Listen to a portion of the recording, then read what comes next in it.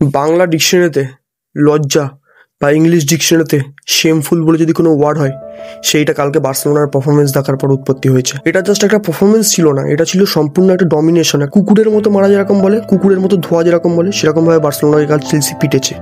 সেরকমভাবে কালকে বার্সেলোনার পুরো মাথা থেকে পা পর্যন্ত চেলসি ধরে পিটেছে লিটারেলি। আর বার্সেলোনার বড় কোনো ম্যাচ হবে আর আরাউও রেড কার্ড খাবে না, এটা কি সম্ভব? এটা কি পসিবল? হিস্ট্রির পর হিস্ট্রি আমরা দেখে আসছি। একটা বড় ম্যাচ হবে আর ওভার বুঝো মোমেন্ট হবে, একটা বড় ম্যাচ হবে আর ওভার বুঝো মোমেন্ট হবে। আগে সিজনের শেষে করতো, এখন তো ভাই সিজনের শেষ না, এখন গ্রুপ স্টেজ শেষ হতে পারেনি, সেখানেও শুরু করে দিয়েছে আর ও এইসব পারফরমেন্স। একটা প্লেয়ারকে অ্যাকাউন্টেবিলিটি দিয়ে কোনো লাভ নেই ভাই, পুরো টিমটাই বোঝো। পুরো কালকে চেলসি পুরো যে মিডফিল্ড, বার্সেলোনার পুরো মিডফিল্ডকে আউট ক্লাস করে দিয়েছে। কোনো একটা প্লেয়ারের পারফরমেন্স আসেনি কালকে। 80 মিনিটে যখন লামিন ইয়ামাল সাবস্টিটিউট হয়ে বাইরে যাচ্ছিল, তখন মনে হচ্ছিল যখন ও লামিন ইয়ামালও খেলেছে ম্যাচটা, লামিন ইয়ামালও কি পারফরমেন্স দিয়েছে ম্যাচটায়, কারণ তাকে তো সারাক্ষণ কালকে খুঁজে পাওয়াই যায়নি। এরকম হয় না যে ছেলেপুলে বলে ভাই পাড়ায় আসিস, পাড়ায় তোকে বুঝিয়ে দেবো। কালকে চেলসি সেরকম বার্সেলোনাকে ডেকেছিল ওদের বাড়িতে, মানে ওদের স্ট্যামফোর্ড ব্রিজে ডেকে ভাই লিটারালি প্যান্ট খুলে দিয়েছে, এমন পেটা পিটেছে, প্যান্ট খুলে দিয়েছে। প্যান্ট খোলাটাও তাও বার্সেলোনার যে প্লেয়ারদের আছে, বার্সেলোনার যে প্লেয়াররা আছে ওদের পক্ষে অনেকটা সম্মানজনক ওয়ার্ড হয়ে যাচ্ছে। প্যান্ট খুলে দিয়েছে ভাই। কেন নেমেছিল কালকে খেলতে লিটারালি বার্সেলোনা? কেন নেমেছিল? কারণটা কি ছিল না আমার ভাই? ওয়াক অফ করে দিতে পারতে। ওয়াক অফ করে দিলে তো এই লজ্জাটা হতো না। প্রতিটা বড় মোমেন্ট হবে, প্রতিটা যখন বড় ম্যাচ আসবে, আর ওর তখন মনে হয় যে না ভাই আমি আর খেলবো না, আমার একটা কিছু করতে কোনো কাজ থাকে, বাড়িতে কোনো কাজ বাজ থাকে, আর ওর তাই জন্য ওর খেলার ইচ্ছা করে না, ওর আর খেলতে মন চায় না, তাই জন্য তাড়াতাড়ি রেড কার্ড নেয়, চলে যায়। মনে হয় কোনো কাজে জড়িত হয়ে যায়, বা মনে হয় নিজের ওপর বেট লাগিয়েছিল যে ভাই না আমি রেড কার্ড খাবো। এছাড়া তো আমার মনে হয় না ভাই একটা প্লেয়ার কত মিস্টেক করতে পারে। তুমি আমায় বলো একটা প্লেয়ার কত মিস্টেক করতে পারে? একবার হলে মানা যায়, দুবার হলে মানা যায়, লিটারালি এতবার একটা প্লেয়ারের মিস্টেক হয়। তুমি একটা টিমের ক্যাপ্টেন, একটা আর্মব্যান্ড পরে রেখেছো, আর্মব্যান্ড পরে তোমার এত র্যাশ ট্যাকেল, একটা ইয়েলো কার্ড তুমি অলরেডি খেয়ে আছো ভাই। ওটা পেনাল্টি বক্সের যদি ভিতরেও মারতো, তাও পেনাল্টি দিয়ে বার্সেলোনা মুক্তি পেতো। যে হলুদ কার্ড তো হতোই, ওটা তো ইয়েলো কার্ডের চ্যালেঞ্জ, 100% ওটা ইয়েলো কার্ডের চ্যালেঞ্জ, ওটা প্রপার রেড কার্ড, ওটা কোনো জায়গায় নেই রেড কার্ডের। তুমি একটা টিমের ক্যাপ্টেন, তুমি একটা দেখছো যে অলরেডি আমি ইয়েলো কার্ডে আছি, ওরকম রাস্তাকে ওটা কি ট্যাকেল? লিটারালি ওটা কি ধরনের ট্যাকেল ভাই? এই প্লেয়ারটাকে নিয়ে ভাই আমি যত বলবো ভাই, মাথা তো খারাপ হবেই। প্রথমত তোমার মাথাও খারাপ হবে, বার্সা ফ্যানদের মুডও খারাপ হবে। এই প্লেয়ারটা একদম মানে literally I will come back, you will see my best version, গরিলার ছবি দিয়ে রাখছো ইনস্টাগ্রাম ডিপিতে, কত কিছু করে রাখছো, ক্যাপ্টেনের ছবি দিয়ে রাখছো, কোথায় performance? Where is the performance ভাই? কত সহ্য করবে লিটারালি বার্সা ফ্যানরা, কত সাফার করবে?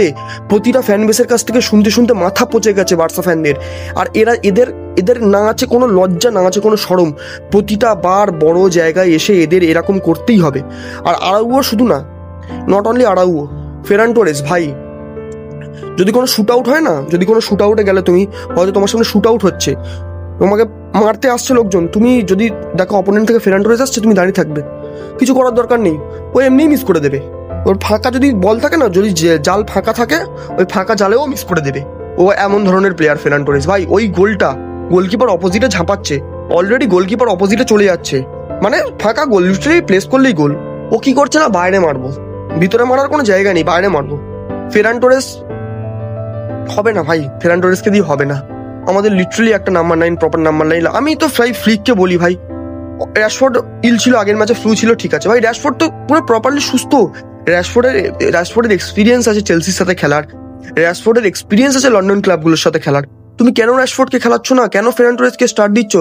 উইংয়ে যখন ফেরান টোরেস খেলবে, যদি বল টাচ নেয়, আমাদের এখান থেকে বল টাচ নিলে 200 কিলোমিটার দূরে গিয়ে ফেরান টোরেসের বল পড়ে। ফেরান টোরেস তো ফার্স্ট টাচ, বাবা ছেড়ে দাও, ফেরান টোরেসের ফার্স্ট টাচ ছেড়ে দাও। তুমি র্যাশফোর্ডকে খেলাও অ্যাজ এ উইঙ্গার, লেভানডস্কিকে অ্যাজ এ নাম্বার 9 খেলাও, অ্যাটলিস্ট কিছু তো পারফরমেন্স আসতো ভাই। ফেরান টোরেসের কি মোটিভ আমি জানি না ভাই। এত বাজে ফার্স্ট টাচ, না করতে পারে লিঙ্ক আপ প্লে, না করতে পারে ড্রিবিল। ফেরান কি পারে? ফেরানের পারফরমেন্সটা কি ইন ম্যাচে? ফেরানের রোলটা কি? এটা আমাকে কেউ এক্সপ্লেন করো ভাই প্লিজ, আমার তো মাথায় ঢোকে না ফেরানের খেলা। বার্সেলোনা যে প্রথম গোলটা খেলো কুন্ডের ওন গোল, ভাই কুন্ডেরও পারফরমেন্সে কি হয়েছে আমার তো জানা নেই ভাই। অ্যাজ আ রাইট ব্যাক আগের সিজনে কুন্ডে যে পারফরমেন্সটা দিয়েছিল তার 50% 50 কি 30%ও দেওয়ার কোনো ইচ্ছা নেই কুন্ডের।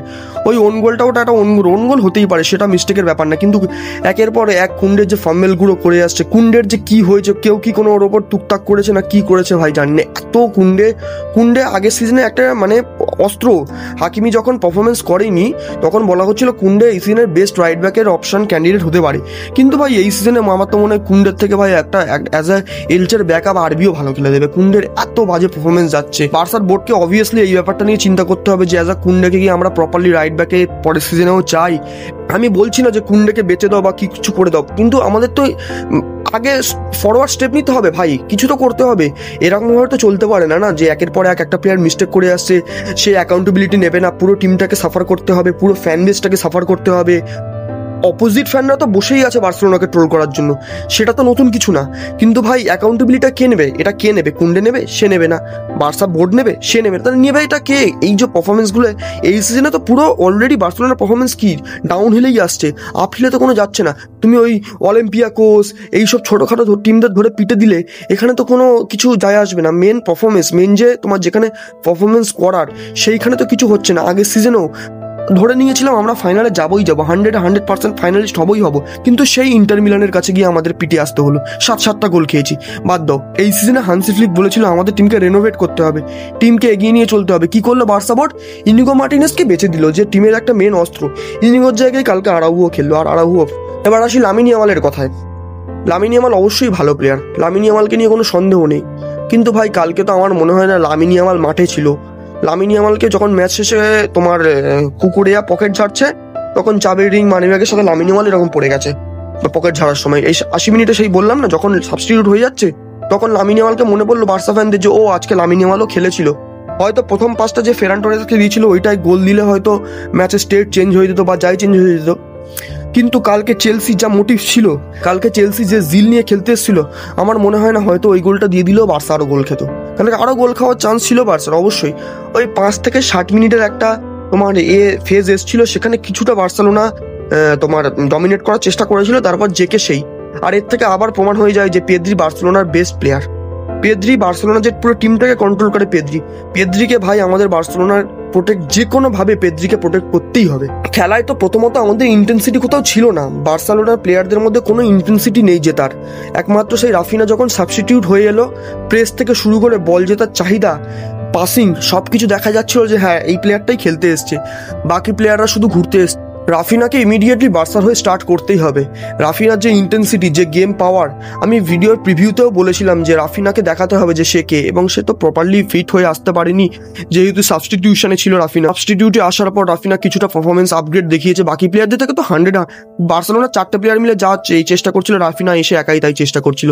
সো আমাদের রাফিনাকে রেডি করতে হবে ভাই। আমরা বার্সেলোনাকে যতটা খারাপ বলছি, আমাদের এনজো মারেস্কা মানে যে চেলসির কোচ, তাকেও অ্যাপ্লজ দিতে হবে, কারণ কালকে ও যেভাবে ট্যাকটিক্যাল টুইক করেছে, যেভাবে বার্সেলোনাকে হিউমিলিয়েট করেছে, কালকে লিটারালি খেলতে এসেছিল একটাই দল, আর সেই দলটার নাম হচ্ছে চেলসি। এনজো মারেস্কা প্রতিটা পদক্ষেপে কাল হান্সি ফ্লিককে আউটক্লাস করেছে, প্রতিটা অ্যাসপেক্টসে হান্সি ফ্লিককে আউটক্লাস করেছে। অ্যাটাকিংয়ে কালকে চেলসি কোনো প্রপার নাম্বার 9 খেলায়নি। কারণ কি জানো? কারণ বার্সেলোনা খেলা হাই লাইন, আর সেই হাই লাইনকে বিট করতে হলে তোমার লাগবে চিতাবাঘের মতো যেসব প্লেয়াররা দৌড়ে বেরিয়ে যায়। কালকে এনজো মারেস্কা খেলিয়েছে পেদ্রো নেটো, তোমার এস্তেভাও আর গার্নাচো, এই 3জন মানে পুরো এদের স্পিডটাকে কালকে কাজে লাগিয়ে প্রপারলি ভেদ করে বেরোচ্ছিল কালকে বার্সেলোনার ডিফেন্সকে চেলসি। আর লিয়াম ডেলাপকে পরে নামানো, লিয়াম ডেলাপও গোল করলো। ভাই কালকে চেলসির প্রতিটা প্লেয়ার ভালো খেলেছে, তোমার রিস জেমস থেকে শুরু করে কাইসেডো, কুকুরেয়ার কথা তো বাদই দাও, তোমার এনজো ফার্নান্ডেজ, নেটো, গার্নাচো আর এস্তেভাওর ওই গোলটা, এস্তেভাও এর মতো গোল করেছে ভাই। সিরিয়াসলি এস্তেভাও সত্যি ভালো ট্যালেন্ট ভাই। আমি তো এক্সাইটেড হয়ে আছি এস্তেভাওকে ব্রাজিল স্কোয়াডে দেখার জন্য। আর সিরিয়াসলি এস্তেভাও যখন ব্রাজিল স্কোয়াডে প্রপারলি ইনক্লুড হবে, ব্রাজিলের চান্স কিন্তু ওয়ার্ল্ড কাপে অনেকটা বেড়ে যাবে, যে পারফরমেন্স দেওয়ার ব্রাজিলের যে টিম। আর এই এস্তেভাওই যখন তোমার ক্লাব ওয়ার্ল্ড কাপে চেলসিকে ফেস করে ঠিক সেম গোল করেছিল।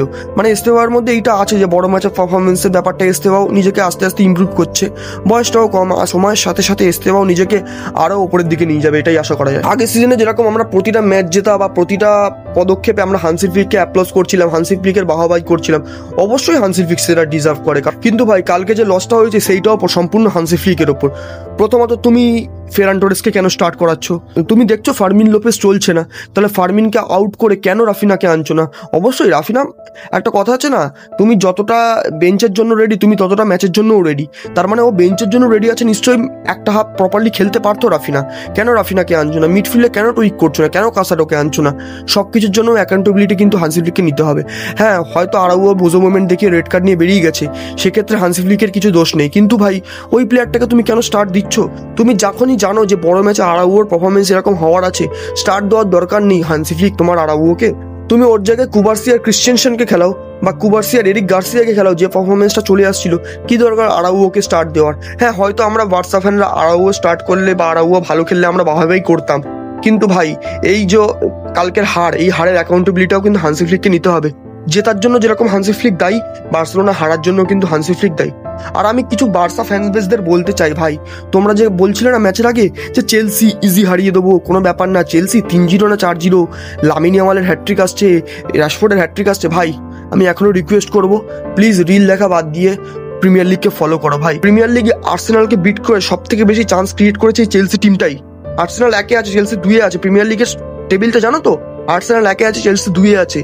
এই আর্সেনালকে বিট করে সব থেকে বেশি চান্স ক্রিয়েট করেছে এই চেলসি। আর আমাদের ফ্যান বেসটা এতটাই বড় যে 10% লোকও কিছু খারাপ করলে পুরো বার্সার ফ্যান বেসকে ব্লেম করা হয়। তাই আমি প্লিজ ভাই এখনো বলবো, তোমরা এরমভাবে কোনো অন্য টিমকে ট্রোল করো না, কোনো অন্য টিমকে খেলার আগেই ছোট করে দিও না। এই খেলার আগে ছোট করে দেবে, পরে টিমটা এসে ভূত বানিয়ে দিয়ে চলে যাবে, আমাদের পুরো ফ্যান বেসটাকে শুনতে হয়। তাই ভাই এখনো বলছি, প্লিজ প্রিমিয়ার লিগকে ফলো করো, প্রিমিয়ার লিগটা দেখো। ভাই প্রিমিয়ার লিগটা লিটারালি আমাদের দেখা দরকার। বেস্ট লিগ এমনি বলা হয় না প্রিমিয়ার লিগকে, ওখানকার টিমগুলো এমনি হাত ধুয়ে খেলতে আসে না, ওরা খেলতে আসে জেতার জন্য, আর ওরা জিতেই যায়। হান্সি ফ্লিক ম্যাচ শেষে স্টেটমেন্টে বলেছে, you will see super Barca soon, I am optimistic. Hansi Flick তো অপটিমিস্টিক আছে ভাই, আমাদের বার্সা ফ্যানদেরও অপটিমিস্টিক হওয়া উচিত, হান্সি ফ্লিকের ওপর ভরসা করা উচিত যে সে কামব্যাক করাবে। এই বলেই ভাই ভিডিওটা শেষ করবো। আমি চাই ভাই বার্সেলোনা ভাই ইউসিএল এ তাদের নিজেদের জাতটা চেনা। শেষ 10 বছর ধরে ভাই আমাদের হার্টব্রেক সহ্য করে আসতে হয়েছে ভাই, আর পারছে না বার্সেলোনা ফ্যানরা, আর নিতে পারছে না। বার্সার ফ্যান বেসদের অভ্যাস হয়ে দাঁড়িয়েছে ভাই, ম্যাচের শেষে আমাদের সেই একই নাটক 10 বছর ধরে শুনতে হচ্ছে। ভাই প্লিজ হান্সি ফ্লিক, তোমাকেই করতে হবে যা করার। এই বলে ভিডিওটা শেষ করলাম। ভিডিওটা দেখার জন্য অসংখ্য ধন্যবাদ। ভিডিওটা লাইক এবং চ্যানেলটি সাবস্ক্রাইব করে দেবেন।